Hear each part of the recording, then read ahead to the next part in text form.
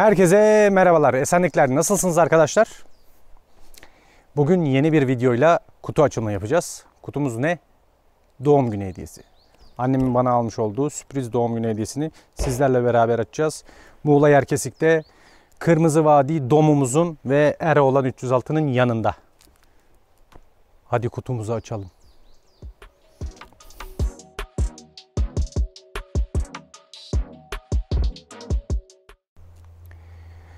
Bu videomuzun sponsoru olan şaka sponsorum yok. Tamamen kendi imkanlarımla çekiyorum. Evet. Bugün kutumuzu açıyoruz. Kutumuzdan neler çıkacak? Zaten aşağı yukarı ne yazdığını gördüğünüz için, yani görebiliyor musunuz bilmiyorum da, TS model falan filan scale diye bir model araba olduğunu düşünüyorum. Sizle beraber açmak istedim.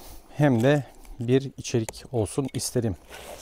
Doğum günü hediyesi kutu açılışı. Falçatamız yanımızda.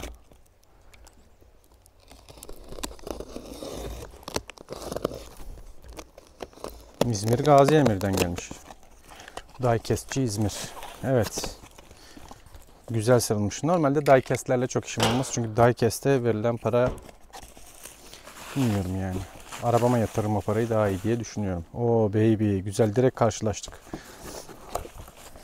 1/18. Kutu 1 bölü kaç? 1/64 diyor da 1/18 kutumuz, hem de kendisi Solidos. Şöyle size çevireyim. Şu arkadaşı yollayalım. Hani olur ya, içinden bir şey daha çıkar, kutuyu sallamayalım. Evet, bu kadar boş. Sen alabilirsin kutuyu. Al bakayım. Çomar.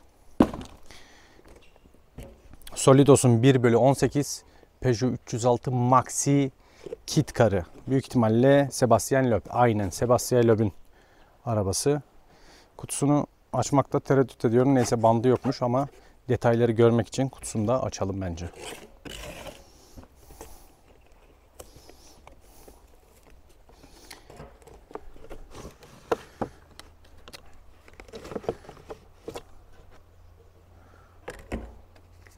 Şöyle bir arkadaş cihazımız. Çok detayı parçalamak istemiyorum. Aynaları burada. Aynaları sonradan takabil diye, başına bir iş gelmesin diye kenara ayırmışlar. Ayna delikleri mevcut. Kapıları açılıyor ama açmak istemiyorum. Çünkü jelatini bozulsun istemiyorum. Rally du Mont Black 2021 Sebastian Loeb versiyonu. Büyük ihtimalle Loeb garajda yapılmış. Bir Solidos 1/18 306 Maxi. Güzel. Namussuz güzel.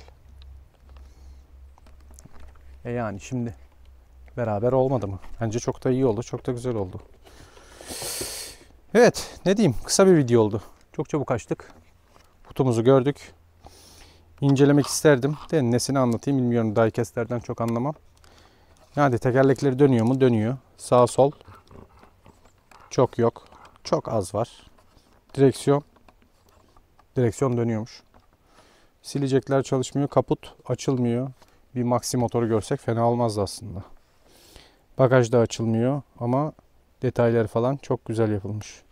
Alt detayları, bir Gruppen egzoz koymuşlar. O kadar. Bu arada 306 S1 Max ön tamponu ve farlarından yakalayacağınız gibi. Neyse, böyle bir kutu açma videomuz oldu. Beğendiyseniz beğenin, abone olun, paylaşın. Duymayanlara duyurun. Kendinize iyi bakın. Hoşça kalın.